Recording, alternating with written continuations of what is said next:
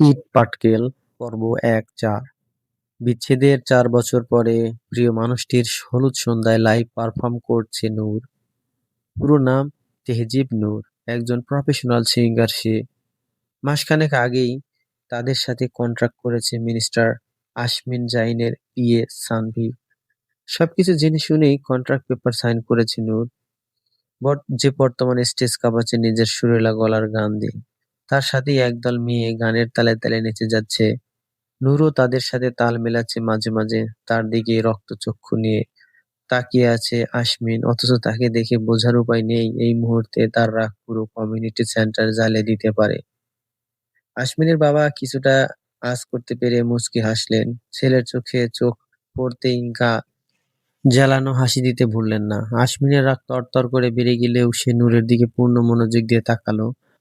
शुरू जो एक लफ्ज़ भी सारी रात नींद ना आवी मैंने बाधा तड़पाई दिल चाही है कहीं না পাই পাই পাই।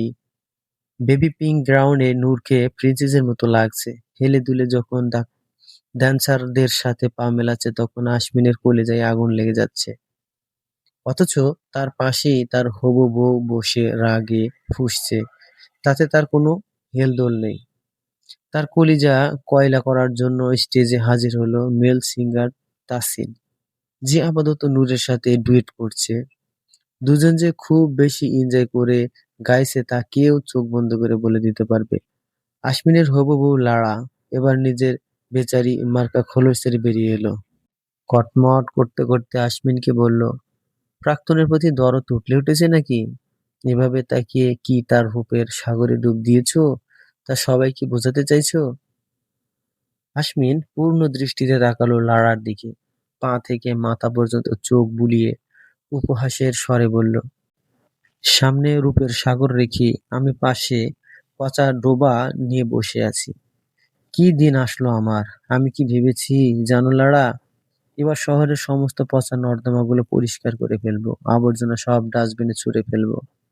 মন্ত্রী হিসেবে আমার একটা কর্তব্য আছে, তা তো নাকি? লারার মুখ আপনা আপনি বন্ধ হয়ে গেল। আশমিনের নজর এখনো নূরেতেই স্থির। প্রথম থেকে সবটা খেয়াল করলেও আশমিনকে পুরোপুরি ইগনোর করে গেছে নূর। প্রিয়জনের পাশে অন্য কাউকে সহ্য করা মানে নিজের কলিজায় নিজেই করাত চালিয়ে দেওয়া। তবুও নূর নির্বাক, আর তার এই নির্লিপ্ততাই তার সবচেয়ে বড় হাতিয়ার। এই যে সামনের মানুষটা তাকে হাসি খুশি আরেক ছেলের সাথে পারফর্ম করতে দেখে তেলে বেগুনে জ্বলে উঠছে, তাতেই তো তার নিজের কলিজায় বরফ পড়ছে। গান শেষ হতেই উত্তেজনায় ফেটে পড়ল দর্শক। করা করতালি, তাদের বাহবা দিচ্ছে সবাই। নূর স্টেজ থেকে নেমে আমজাদ চৌধুরীর দিকে এগিয়ে গেল। নূর হাসি মুখে বলল, কেমন আছেন স্যার? মার খাবি? আমি আবার স্যার হলাম কবে রে?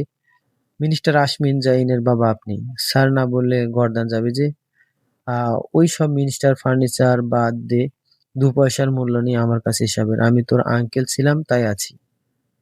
খবরদার এইসব স্যার টার ডাকবি না। আচ্ছা আচ্ছা, ডাকবো না, রাগ করো না তুমি, অনেকদিন পরে দেখা, এভাবে রাগ করলে আমার খারাপ লাগবে। ছেলেদের বিয়েতে মজা করো, মুখ গোমরা করে আছো কেন? নূরের কথা শুনে মুখ গোমরা করে ফেললো আমজাদ চৌধুরী। দীর্ঘশ্বাস ছেড়ে নূরের মাথায় হাত বুলিয়ে দিল। অনেক বড় হয়ে গেছিস, দোয়া করি আরো বড় হ। সবাই সবকিছুর মূল্য দিতে জানে না রে মা। কাজকে হীরা ভাবতে ভাবতে আসল হীরাকে কাজ ভেবে হারিয়ে ফেলে। যে মূল্য দিতে জানে না তাকে মূল্যহীনের খাতায় ফেলে দিয়ে এগিয়ে যা। নিজেকে শক্ত করে, যাতে আল্লাহ ছাড়া আর কোনো কাউকে তোকে গুঁড়িয়ে দেওয়ার ক্ষমতা না রাখে। নূর মলিন হাসল। আমজাদ চৌধুরীর কাছ থেকে বিদায় নিয়ে তার জন্য বরাদ্দকৃত রুমের দিকে এগিয়ে গেল। রুমে প্রবেশ করতেই নূরের মুখটা বিষাদে কালো মেঘে ছায়া গেল। চোখ থেকে পানি গড়িয়ে পড়ার আগে সন্দর্পে তা মুছে নিল সে। আশমিনের তীক্ষ্ণ দৃষ্টি নূরের দিকে সীমাবদ্ধ। নূর এখনো আশমিনকে খেয়াল করেনি। বিশালবহুল স্যুটের ড্রয়িং রুম থেকে বেডরুমে ঢুকতেই একটা হাত শক্ত করে চেপে ধরল তাকে।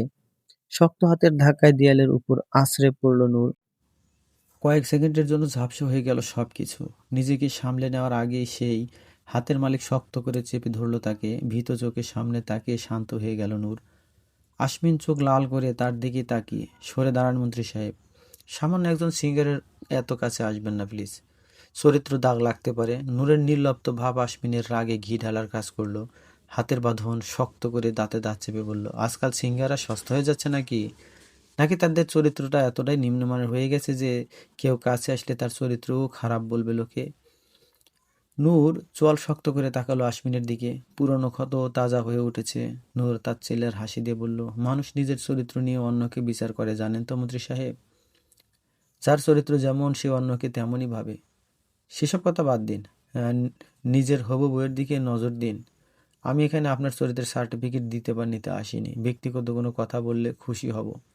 দয়া করে হাত ছাড়ুন। যদি না ছাড়ি? হ্যাঁ, ধরে রাখা আপনার স্বভাবের সাথে যায় না। আপনি ছেড়ে দিতেই অভ্যস্ত, তাই অযথা সময় নষ্ট করবেন না। বদলে গেছো?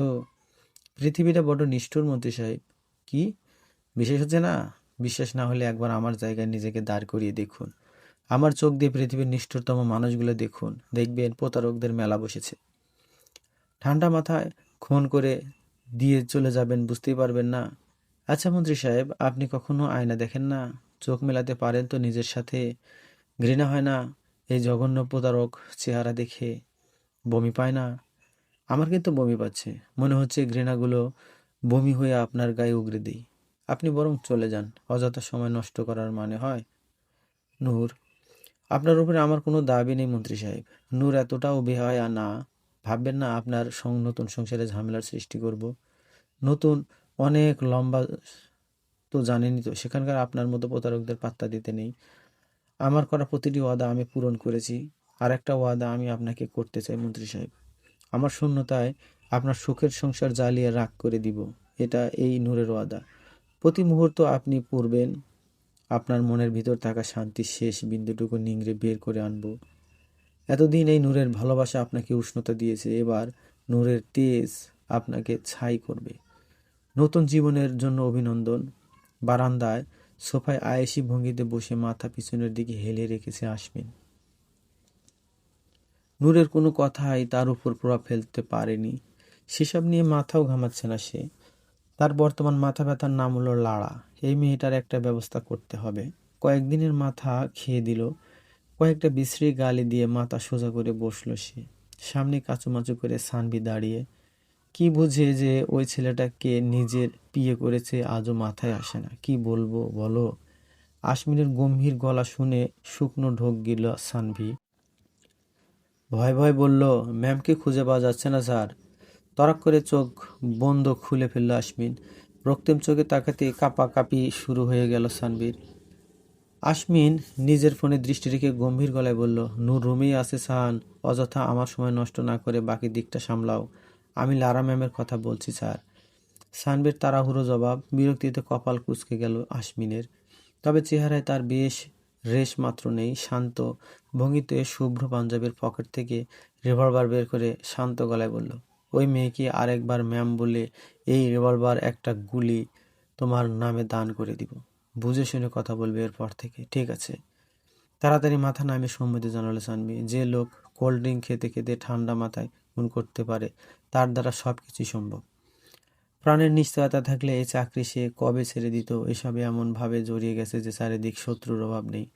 আশমিনের ছায়া মাথা থেকে উঠতে সে দুনিয়া থেকে উঠে যাবে। লারাকে আমি সরিয়েছি, তাই চিন্তা বাদ দাও। ঠিক আছে স্যার, তবে অভয় দিলে আরেকটা কথা বলতাম। আশমিন শান্ত চোখে তাকালো সানভির দিকে। সাথে সাথে সানভি গড়গড় করে সব বলতে শুরু করলো। আপনি লারাকে যে গোডাউনে রেখেছিলেন সেখানে সে নেই স্যার। আমাদের গার্ডদের চোখ ফাঁকি দিয়ে কেউ তাকে নিয়ে গেছে। আশপাশে সব জায়গায় খোঁজ চলছে, কিন্তু কোনো আশানুরূপ খবর এখনো পাইনি। আশমিন চোখ বন্ধ করে মনে মনে বলল, কাজটা তুমি ঠিক করলে না নূর। আমার কাজে বাম হাত ঢুকানো আমি পছন্দ করি না। আমার অপছন্দের কাজগুলো তুমি সবচেয়ে বেশি করো। ফলাফল ভোগ করার জন্য তৈরি থাকো। চোখ বন্ধ রেখেই সানভীকে বলল, এই মুহূর্তে শুধু আমার মায়ের কাছে এই খবরটা পৌঁছে দাও যে বউ পালিয়েছে। আর অন্দরমহল খালি করে দাও। শুধু আমার কাছের মানুষগুলো ছাড়া আর কেউ যেন না থাকে। Okay sir. হন্তদন্ত পায়ে বেরিয়ে গেল সানভি। রাত ৩টায় আরামের ঘুম বাদ দিয়ে এসব করতে হচ্ছে। কালারফুল প্রজাপতির মতো সুন্দরী মেয়েরা এদিক সেদিক উড়ে বেড়াচ্ছে, অথচ তার দিকে নজর দেওয়াও সময় নেই। এই জীবন রেখে কি হবে? এর চেয়ে সন্ন্যাসী হয়ে বনে জঙ্গলে ঘুরে বেড়ানো ঢের ভালো। ভোর রাতে মিসেস কামিনী চৌধুরী বিলাপে ঘুম ভাঙল সবার। আশমিন এক মনে নূরের দিকে তাকিয়ে আছে। নূরের রুমে হিডেন ক্যামেরা লাগিয়েছে সে। ফোনের স্ক্রিনে তীক্ষ্ণ চোখে তাকিয়ে সে। নূর ঘুমাচ্ছে ঠিক 2 মিনিটের মাথায় আলসে ভঙ্গিতে উঠে বসলো নূর। চুলগুলো মেসি বান করে আর মোড়া ভেঙে পিছলে হাসলো। হেলে দুলে এসে আশমিনের সেট করা ক্যামেরার সামনে দাঁড়িয়ে 2 ঠোঁট উঁচু করে চুক চুক শব্দ করে উচ্চস্বরে হেসে উঠল। আশমিন হাত মুষ্টিবদ্ধ করে রাগ সংবরণ করার চেষ্টা করছে। এই মেয়েটা এত বিধ্বংসী হলো কবে থেকে? নূর নিজের হাসি থামিয়ে চেহারা দুঃখী দুঃখী করে ফেলল। আফসোসের স্বরে বলল, আরে মন্ত্রী সাহেবের বউ পালিয়ে গেছে বুঝি, এখন কি হবে? প্রেস মিডিয়া তো মন্ত্রী সাহেবকে বদনাম করে দিবে। আপনি চিন্তা করবেন না মন্ত্রী সাহেব, আমি কোনোভাবে আপনাকে বদনাম হতে দিব না। আমি ওয়াদা করেছিলাম তো আপনার বিপদে আপনার পাশে থাকবো। Look am here. Noor room থেকে বেরিয়ে যাওয়ার 10 মিনিটের মাথায় সমস্ত শোরগোল থেমে গেল। পুরো দমে বিয়ের প্রস্তুতি শুরু হয়ে গেল। বিশাল বাগানের মধ্যে বরের গোসলের প্রস্তুতি চলছে। এক সময় এক সাইডে নূরের ব্র্যান্ড একের পর এক গান পারফর্ম করে যাচ্ছে। আজকে নূর এখনও স্টেজে ওঠেনি, সে আশমিনের আসার অপেক্ষায় আছে। তার পারফরমেন্স শুরু হবে আশমিন আসার পরপর। কয়েক মুহূর্ত পরে আশমিন উপস্থিত হলো বাগানে। শুভ্র পাঞ্জাবিতে রাজকুমারের মতো লাগছে তাকে। হলদেটে গায়ের সাথে পাঞ্জাবিটা অসাধারণভাবে মানিয়ে গিয়েছে তার। তার তীক্ষ্ণ দৃষ্টি নূরের দিকে স্থির। নূর মাছি তাড়ানোর মতো হাত নাড়ল। আশমিন বাঁকা এসে গোসলের জন্য নির্ধারিত জায়গায় গিয়ে দাঁড়াতেই মহিলারা তাকে আবারও হলুদ মাখিয়ে দিল। স্টেজে তখন শুভ বিবাহ গান বাজছে। আমজাদ চৌধুরী হাঁক ডেকে নূরকে বলল, এদিকে আয় তো তেহজিব মা, আশমিনকে হলুদ লাগিয়ে দে। নূর শয়তানি হাতে হেসে হলুদ ভর্তি নিয়ে এলো। নূরকে হাসতে দেখে মহিলারা একপাশে হয়ে দাঁড়িয়ে গেল। আশমিন শান্ত চোখে নূরের দিকে তাকায়। নূর আশমিনের মুখোমুখি দাঁড়িয়ে গুনগুন করে গান গাইছে। আমার জায়গায় বানিয়েছো অন্য কাউকে যেমন, তোমার জায়গাও ও দিয়ে দিব অন্য কাউকে তেমন। আশমিনের গালে হলুদ লাগে দিতে আশমিন নূরের হাত চেপে ধরল। হ্যাঁচকা টানে নূরকে ঘুরিয়ে নিল। সাথে সাথে আশমিনের বুকের সাথে নূরের পিঠ লেগে গেল। আশমিন হালকা নিচু হয়ে গুনগুন করে গাইল, তেরে মাস্কুরানা নাজারে ঝুকানা মেরে লিয়ে হ্যায় ব্যাস মেরে লিয়ে হ্যায়। নূরের গালে নিজের গাল ঘষে দিল। নূর বাঁকা হেসে সামনে বসে থাকা কামিনী চৌধুরীর দিকে তাকালো। সে কটমট করে তাদের দিকেই তাকিয়ে। লারাকে এখনো পাওয়া যায়নি। নূর তাদের আশ্বাস দিয়েছে সে সময় মতো লারাকে বধূবেশে উপস্থিত করবে। কামিনী চৌধুরী জানেন নূর নিজের কথা রাখবে, তবুও নিশ্চিত হতে পারছে না। আশমিনের মতিগতি তার ঠিক লাগছে না। ভালোই ভালোই বিয়েটা মিটে গেলেই হলো। আশমিন নিজের রুমে দাঁড়িয়ে বর বেশে তাকে কোনো দেশের রাজা লাগছে।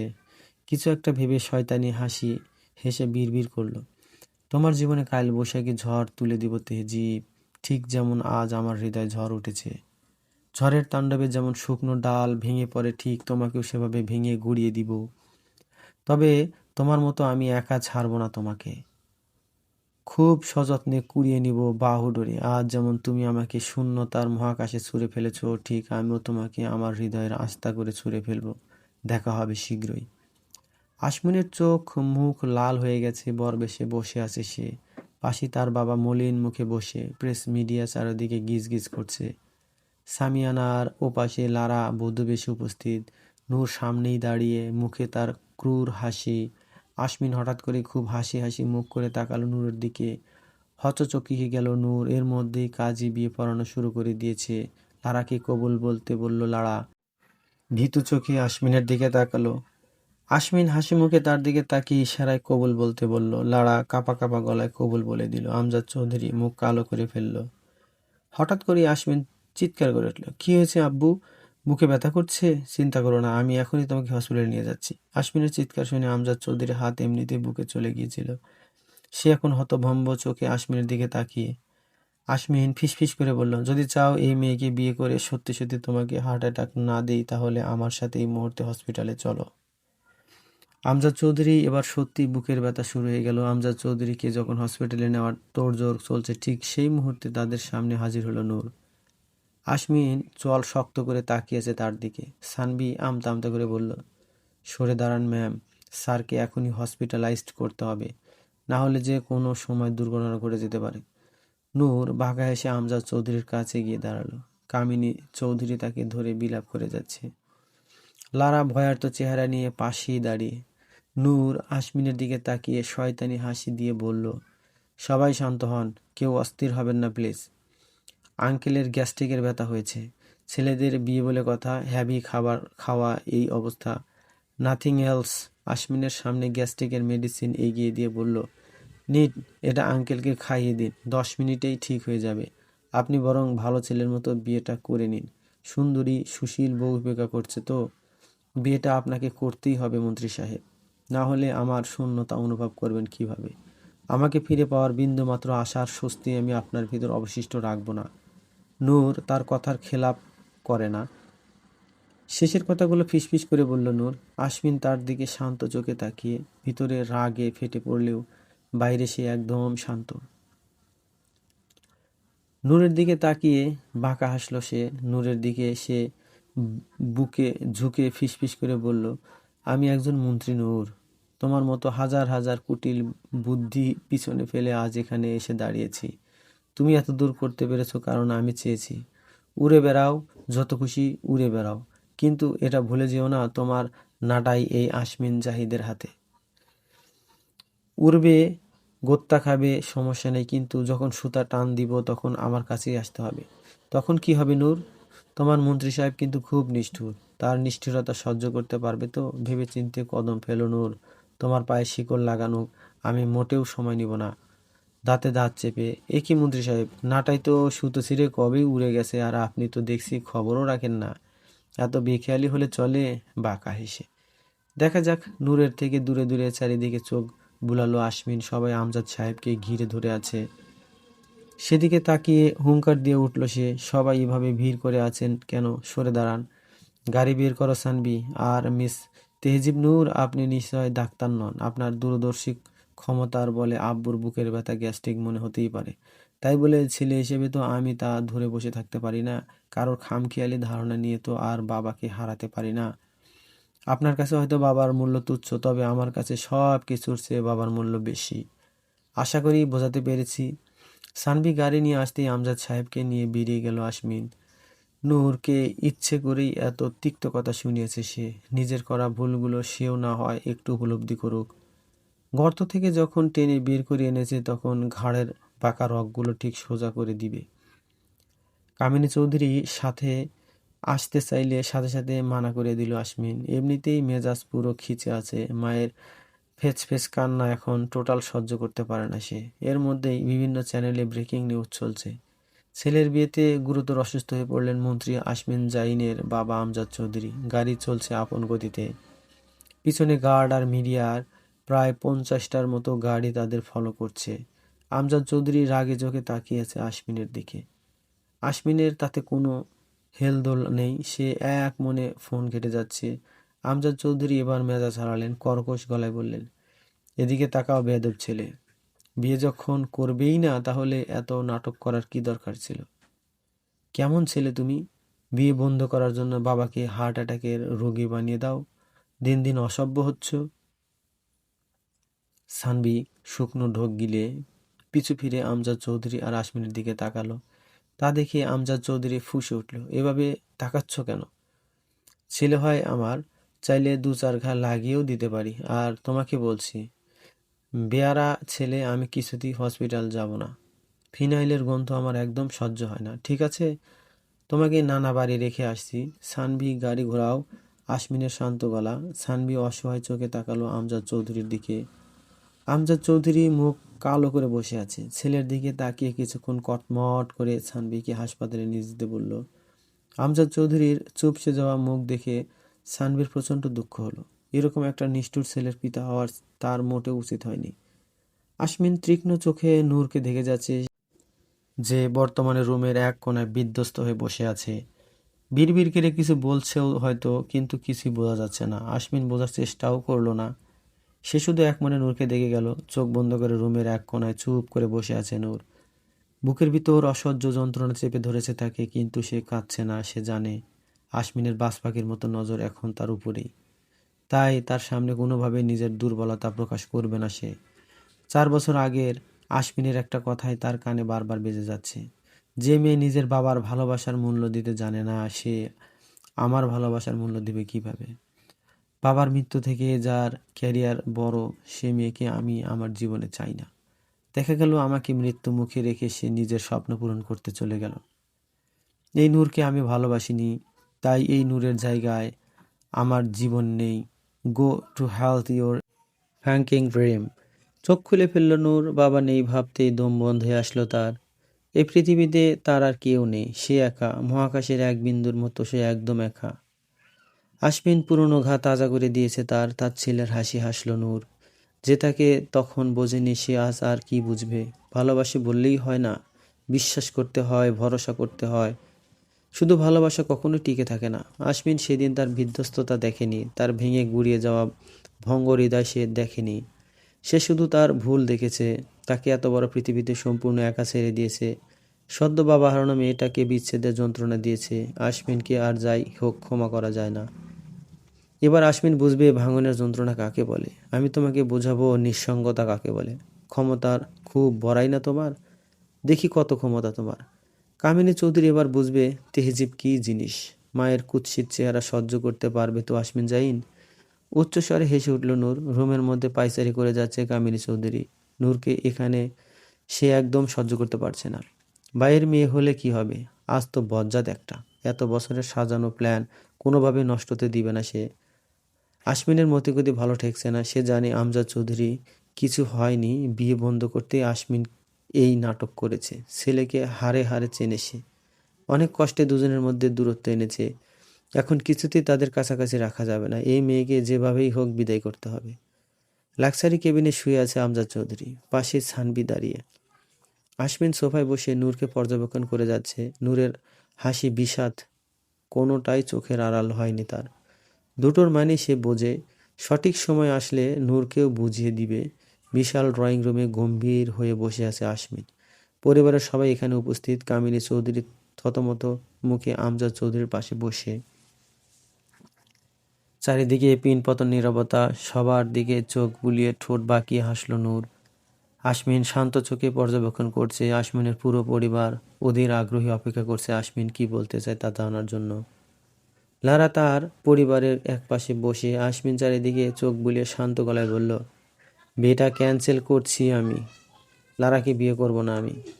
কারোর কোনো প্রশ্ন থাকলে একজন একজন করে জিজ্ঞেস করতে পারেন। আগামী 10 মিনিট সময় আছে আপনাদের কাছে। 10 মিনিট পর আমি এখান থেকে চলে যাব। ইম্পর্ট্যান্ট মিটিং আছে আমার। আশমিনের এমন খাপছাড়া ভাব দেখে ফুঁসে উঠল কামিনী চৌধুরী। বাজখাই গলায় বলল, এটা কেমন মস্করা আশমিন? বিয়ে করবে না মানে? এত ঘটা করে অনুষ্ঠান করে লোকজন জানিয়ে এখন বলছো বিয়ে করবে না?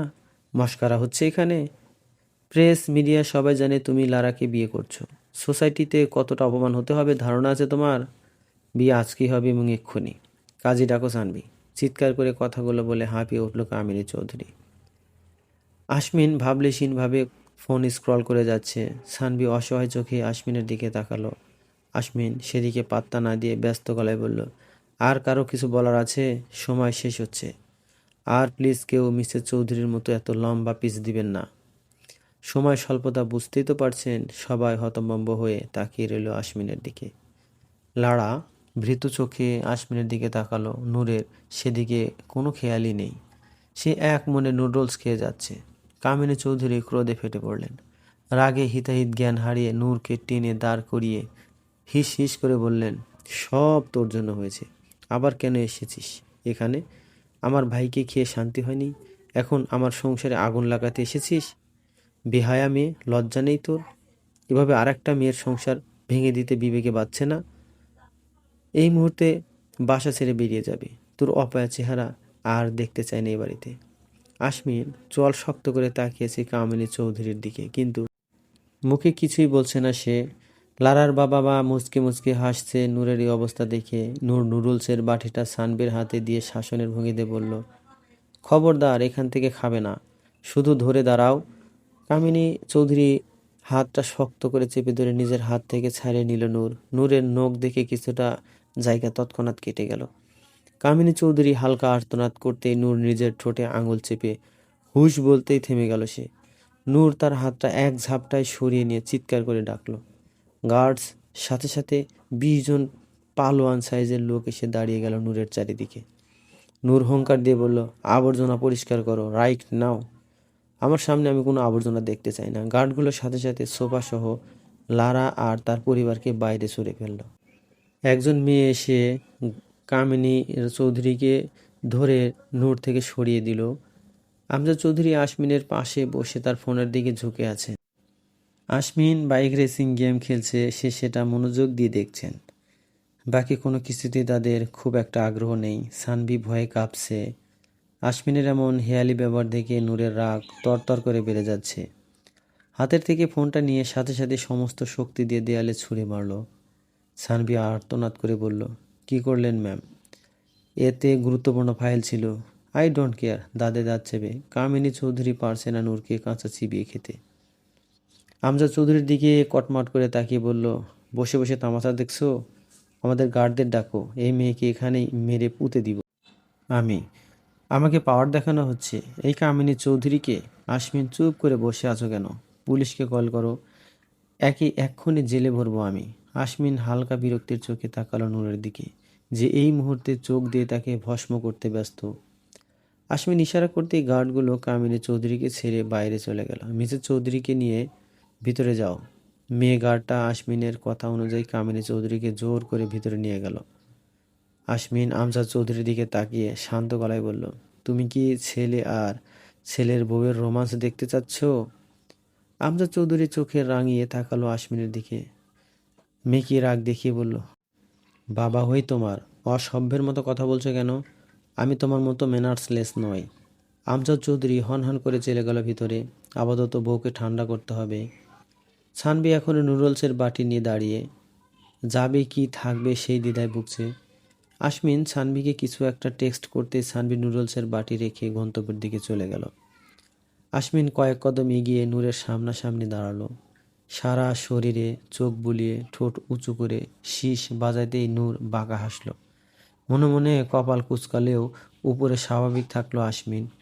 Looking so it babe, you also looking like a loser. বাঁকা হেসে, রিয়েলি? ঘাড় কাত করে, yeah, then meet me in my arms. I promise you will not say this again. অশ্লীল। আশমিন নিজের দূরত্ব ঘুচিয়ে ফেলল। নূরকে নিজের সাথে চেপে ধরে ফিসফিস করে বলল, নেতারা অশ্লীলই হয়। তোমার সাথে আমার সম্পর্ক এর চেয়েও গভীর। ভুলে গেলে নাকি নূর? সরে দাঁড়ান, কতবার বলবো এভাবে কাছে আসবেন না। আশমিনকে সরানোর চেষ্টা করে, আর কোনো সম্পর্কের কথা বলছেন আপনি? সব সম্পর্কে আপনি নিজেই শেষ করেছেন। যেহেতু বিয়ে আর হচ্ছে না, তাই আমি কালকেই ব্যাক করছি কানাডা। Leave me. তোমাকে গর্ত থেকে বের করতে এত আয়োজন তেহজিব নূর। পালানোর কথা ভাবলে কি করে? মুক্তির স্বাদ আর এই জীবনে তোমার পাওয়া হবে না। তোমাকে এখানেই থাকতে হবে আমার বন্দিনী হয়ে। আশমিনের চোখগুলো রক্তবর্ণ ধারণ করেছে। নূর সেদিকে তাকিয়ে ক্রূর হাসলো, দাঁতে দাঁত চেপে ফিসফিস করে বলল, আমার সাথে লাগতে আসবেন না মন্ত্রী সাহেব। পৃথিবীতে জাহান্নাম ভ্রমণ করিয়ে আনবো। চিনেন তো আমাকে নাকি? আশমিন হাতের বাঁধন আরেকটু শক্ত করলো। নূরকে নিজের সাথে আরেকটু নিবিড়ভাবে মিশিয়ে ঠোঁট বাঁকিয়ে বলল, মন্থর গলায় নূরের মতো ফিসফিসিয়ে বলল, আপাতত জান্নাত ভ্রমণ করতে চাইছি। You wanna go with me? নূরকে কিছু বলার সুযোগ না দিয়ে তার ঠোঁট আঁকড়ে ধরল আশমিন। 2 মিনিটের মতো নিজের রাজত্ব চালিয়ে নূরকে ছেড়ে দিল সে। নূর খ্যাপা বাঘিনীর মতো আশমিনের দিকে তাকিয়ে আছে।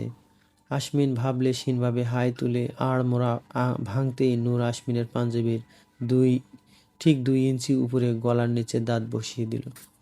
আশমিন বাধা দিল না, এমনকি নড়লও না। নিজের কাজ শেষ করে নূর সরে আসলো। আয়েশ করে সোফায় বসে আশমিনের গলার দিকে তাকিয়ে শয়তানি হেসে বলল, আমার কাছে আসার চেষ্টা করবেন না মন্ত্রী সাহেব, তাহলে এভাবে বারবার রক্তাক্ত হবেন। By the way, good luck for your meeting. Ashmin tissue দিয়ে গলার হালকা লাল পানিটুকু মুছে ফেলল। নূরের দিকে তাকিয়ে মুচকে এসে বলল, এমন লাল পানি আমি বারবার চাই। সানভি এসে আশমিনের হাতে কিছু ডকুমেন্টস দিতেই আশমিনের সাথে সাথে সেগুলোতে আগুন লাগিয়ে দিল। নূর হতভম্ব হয়ে গেল আশমিনের এমন কাজে। আশমিন নিরীহ চোখ নূরের দিকে তাকালো। My phone equal to your passport, হিসাব বরাবর তো?